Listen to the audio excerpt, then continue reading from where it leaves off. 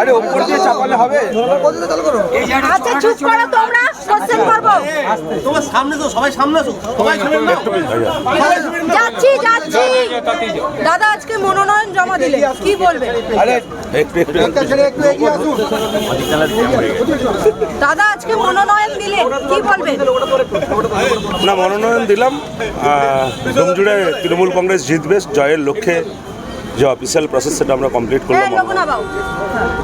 বলছি দাদা, এখান দিয়ে একটা এসএফআই এর মিছিল যাচ্ছিল, আপনাদের কর্মী সমর্থকরা দাঁড়িয়েছিল, সেখানে চোর চোর স্লোগান দিয়ে আপনাদের কর্মীদের উপর ধস্তাধস্তি হামলা করা হয়, কি বলবেন?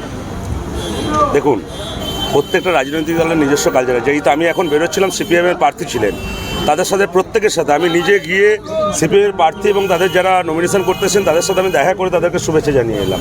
এটা তৃণমূল কংগ্রেসের কালচার, যাদের কালচার তারা সেটা করবে।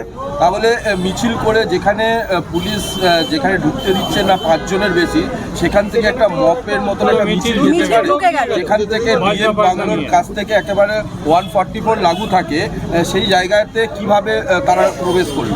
যাদের রাজনৈতিকভাবে পায়ের তলায় মাটি সরে গেছে তারা অশান্তি পাকাতে চাইছে, কিন্তু এই নির্বাচনে মানুষ মমতা বন্দ্যোপাধ্যায়ের প্রতি তাদের সমর্থন দেওয়ার জন্য প্রস্তুত হয়ে আছে।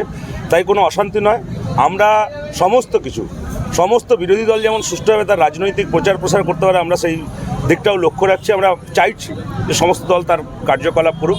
সিপিএম তার যে নীতি, একসময় খুন সন্ত্রাসের যে নীতি, সেই নীতির মধ্যেই আছে। আপনি কি মনে করেন আজকের ঘটনায় প্রশাসনের ব্যর্থতা?